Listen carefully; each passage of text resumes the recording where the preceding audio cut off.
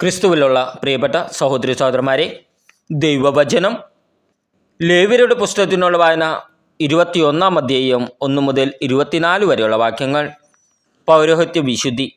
കർത്താവ് മോശയോട് അരുളി ചെയ്തു, അഹ്റോന്റെ പുത്രന്മാരായ പുരോഹിതന്മാരോട് പറയുക, പുരോഹിതന്മാരിൽ ആരും തങ്ങളുടെ ജനങ്ങളിൽ മൃതരായവർക്കു വേണ്ടി സ്വയം അശുദ്ധരാകരുത്.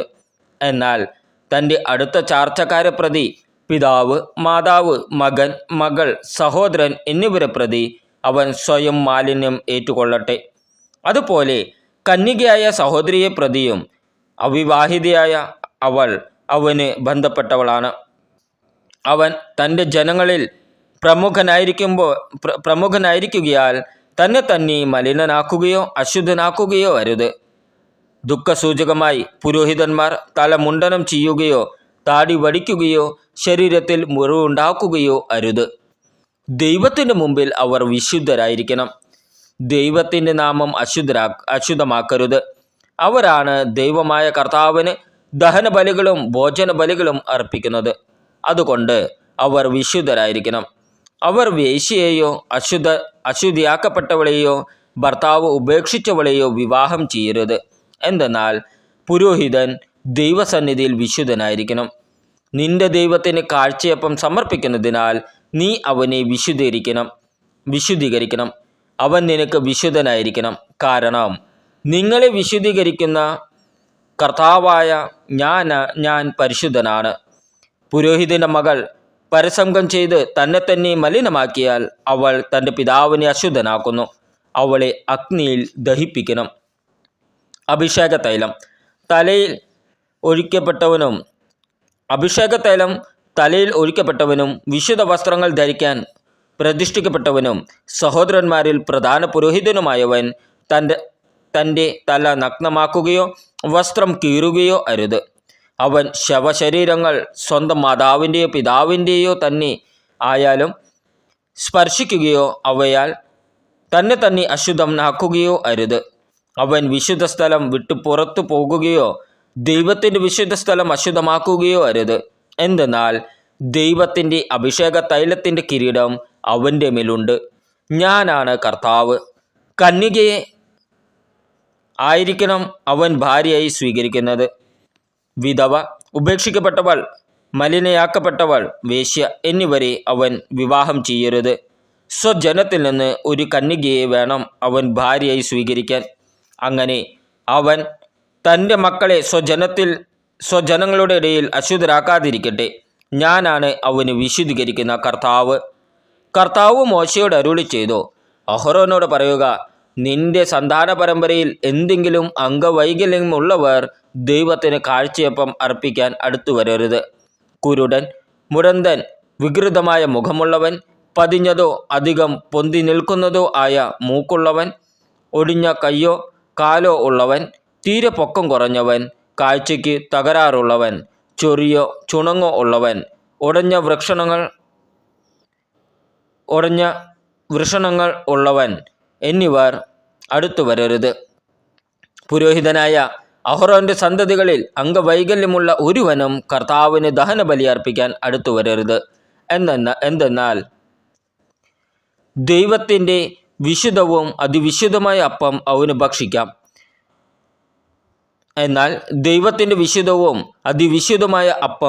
ഭക്ഷിക്കാം. അവൻ ബലിപീഠത്തെയോ തിരുശീലയെയോ സമീപിക്കരുത്. എൻ്റെ വിശുദ്ധ പേടകം അശുദ്ധമാകാതിരിക്കേണ്ടതിന് വികലാംഗൻ അവിടെ വരരുത്. കാരണം കർത്താവായ ഞാനാണ് അവയെ വിശുദ്ധീകരിക്കുന്നത്. അഹ്റോനോടും പുത്രന്മാരോടും ഇസ്രായേൽ ജനത്തോടും മോശ ഇക്കാര്യം പറഞ്ഞു. ലേവ്യരുടെ പുസ്തകത്തിലുള്ള വായന 22-ാം അധ്യായം 1 മുതൽ 33 വരെയുള്ള വാക്യങ്ങൾ. ബലിവസ്തു ഭോജനം. കർത്താവ് മോശയോട് കൽപ്പിച്ചു, ഇസ്രായേൽ ജനം എനിക്ക് സമർപ്പിക്കുന്ന വിശുദ്ധ വസ്തുക്കളെ ആദരപൂർവ്വം സമീപിക്കുകയും അങ്ങനെ എൻ്റെ പരിശുദ്ധ നാമത്തെ അശുദ്ധമാക്കാതിരിക്കുകയും ചെയ്യുവിൻ എന്ന് അഹ്റോനോടും സന്തതികളോടും പറയുക. ഞാനാണ് കർത്താവ്. നിങ്ങളുടെ സന്തതി പരമ്പരകളിൽ ആരെങ്കിലും അശുദ്ധനായിരിക്കെ ഇസ്രായേൽക്കാർ കർത്താവിന് സമർപ്പിച്ച വിശുദ്ധ വസ്തുക്കളെ സമീപിച്ചാൽ അവൻ എൻ്റെ സന്നിധിയിൽ നിന്ന് വിച്ഛേദിക്കപ്പെടും. ഞാനാണ് കർത്താവ്. അഹ്റോന്റെ വംശത്തിൽപ്പെട്ട ആരെങ്കിലും കുഷ്ഠരോഗിയോ ബീജസ്രാവക്കാരനോ ആണെങ്കിൽ അവൻ അശുദ്ധനാകുന്നതുവരെ വിശുദ്ധ വസ്തുക്കൾ ഭക്ഷിക്കരുത്. ബീജസ്രാവമുള്ളവനും മരിച്ചവനെയോ ഇഴജന്തുവിനെയോ മനുഷ്യനുള്ള ഏതെങ്കിലും മാലിന്യത്തെയോ സ്പർശിച്ച് അശുദ്ധനായവനും വൈകുന്നേരം വരെ അശുദ്ധനായിരിക്കും. സ്നാനം ചെയ്തല്ലാതെ അവൻ വിശുദ്ധ വസ്തുക്കൾ ഭക്ഷിക്കരുത്. സൂര്യൻ അസ്തമിക്കുമ്പോൾ അവൻ ശുദ്ധിയുള്ളവനായിരിക്കും. അതിനുശേഷം അവന് വിശുദ്ധ വസ്തുക്കൾ ഭക്ഷിക്കാം. എന്തെന്നാൽ അത് അവൻ്റെ ഭക്ഷണമാണ്. ചത്തതോ കാട്ടുമൃഗങ്ങൾ കൊന്നതോ ആയ ഒരു മൃഗത്തെയും ഭക്ഷിച്ച് അവർ മാലിന്യമേൽക്കരുത്. ഞാനാണ് കർത്താവ്. പാപം ചെയ്യാതിരിക്കുന്നതിനും വിശുദ്ധ വസ്തുക്കളെ അശുദ്ധമാക്കി മരിക്കാതിരിക്കുന്നതിനുമായി അവർ എൻ്റെ കൽപ്പന അനുസരിക്കണം. കർത്താവായ ഞാനാണ് അവരെ വിശുദ്ധീകരിക്കുന്നത്. അന്യർ ആരും വിശുദ്ധ വസ്തുക്കൾ ഭക്ഷിക്കരുത്. പുരോഹിതൻ്റെ അടുക്കൽ വന്ന് വസിക്കുന്നവനോ കൂലിവേലക്കാരനോ അത് ഭക്ഷിക്കരുത്. എന്നാൽ പുരോഹിതൻ വിലയ്ക്ക് വാങ്ങുകയോ അവൻ്റെ ഭവനത്തിൽ ജനിക്കുകയോ ചെയ്ത അടിമകൾക്ക് അത് ഭക്ഷിക്കാം. പുരോഹിതൻ്റെ മകൾ പുരോഹിതേതര കുടുംബത്തിൽ വിവാഹിതയായാൽ അവൾ വിശുദ്ധ വസ്തുക്കൾ ഭക്ഷിച്ചുകൂടാ. എന്നാൽ പുരോഹിതൻ്റെ മകൾ വിധവയോ ഉപേക്ഷിക്കപ്പെട്ടവളോ ആയി സന്തതികളില്ലാത്ത യൗവനത്തിൽ എന്ന പോലെ പിതൃഭവനത്തിലേക്ക് തിരിച്ചു വരികയാണെങ്കിൽ പിതാവിൻ്റെ ഓഹരി അവൾക്ക് ഭക്ഷിക്കാം. അന്യർ അത് ഭക്ഷിച്ചുകൂടാ.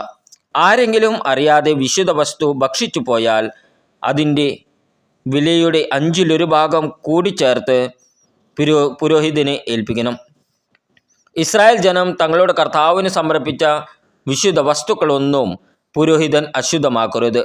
വിശുദ്ധ വസ്തുക്കൾ ഭക്ഷിച്ച് തങ്ങളുടെ മേൽ അകൃത്യത്തിൻ്റെ കുറ്റം വരുത്തിവെക്കരുത്. എന്തെന്നാൽ കർത്താവായ ഞാനാണ് അവയെ വിശുദ്ധീകരിക്കുന്നത്.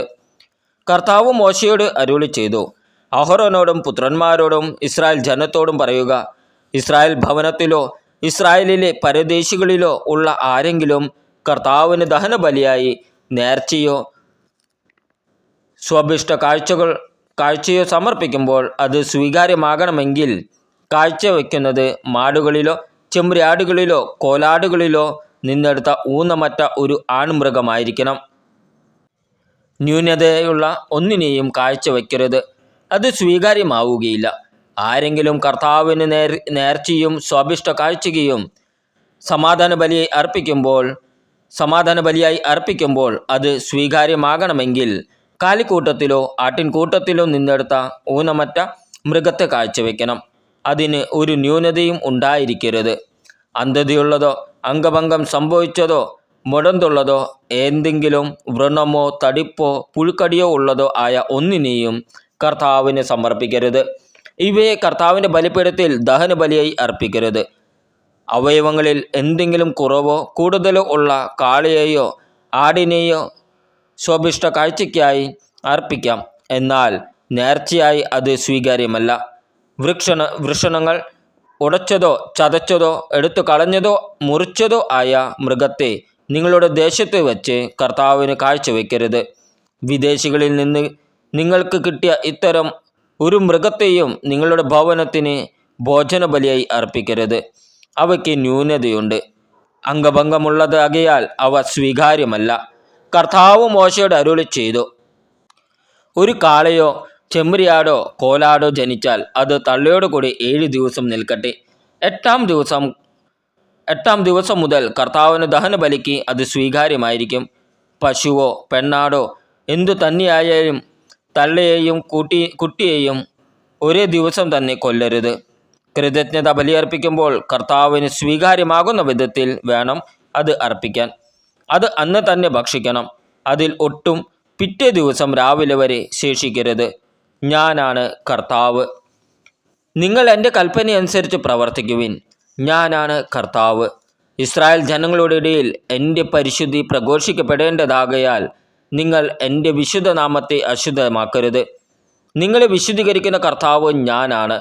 നിങ്ങളുടെ ദൈവമായിരിക്കേണ്ടതിന് ഞാനാണ് ഈജിപ്ത് ദേശത്ത് നിന്ന് നിങ്ങളെ കൊണ്ടുവന്നത്. ഞാനാണ് കർത്താവ്. നമ്മുടെ കർത്താവായ ഈശോ മിശിഹായ്ക്ക് സ്തുതി.